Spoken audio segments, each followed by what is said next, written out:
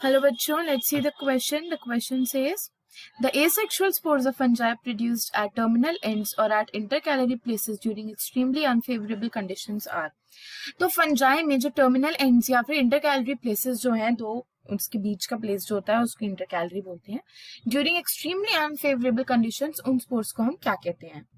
तो हम देखते हैं इस क्वेश्चन का की कंसेप्ट क्या हो जाएगा. की concept is features of fungal spores. Features of fungal spores मतलब फंजाई जो स्पोर्स प्रोड्यूस करता है उसके फीचर्स क्या क्या होते हैं. डिफरेंट टाइप्स के स्पोर्स प्रोड्यूस करता है. लेकिन क्या होता है हम देखते हैं सबसे इंपॉर्टेंट टाइप के जो स्पोर्स होते हैं फंजाई में वो होते हैं क्लेमाइडोस्पोर्स. क्लेमाइडोस्पोर्स. इन स्पोर्स के फीचर्स क्या होते हैं? Chlamydospores these are the asexual spores of fungi जो कि टर्मिनल एंड्स पे प्रोड्यूस होते हैं. कहां पर? टर्मिनल एंड्स पे प्रोड्यूस होते हैं या फिर इंटरकैलरी प्लेसेस पे प्रोड्यूस होते हैं. इंटरकैलरी स्पेसेस पे ड्यूरिंग एक्सट्रीमली अनफेवरेबल कंडीशंस. कहां पर? अनफेवरेबल कंडीशन के अंदर ये स्पोर्स प्रोड्यूस होते हैं. इसी वजह से इन स्पोर्स को क्या बोलते हैं हम? रेस्टिंग स्पोर्स बोला जाता है. इन स्पोर्स को क्या बोला जाता है? Resting spores. अब resting spores of several kinds of fungi क्या होते हैं? ये क्लेमाइडोस्पोर्स होते हैं. They have condensed cytoplasm. क्या होता है इनका? कंडेंस्ड साइटोप्लाज्म होता है. मैं यहाँ लिख रही हूँ condensed cytoplasm that forms within the hyphae और एट हाइफल टिप्स. कहां पर? At hyphal tips.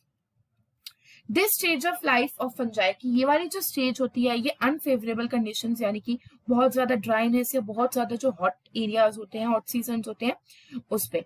और जब ये रेस्टिंग स्पोर्स बोलते हैं ऑफ कोर्स जैसे ही फेवरेबल कंडीशन आ जाती है जैसे ही फेवरेबल कंडीशन आती है वैसे ही ये स्पोर्स क्या कर जाते हैं?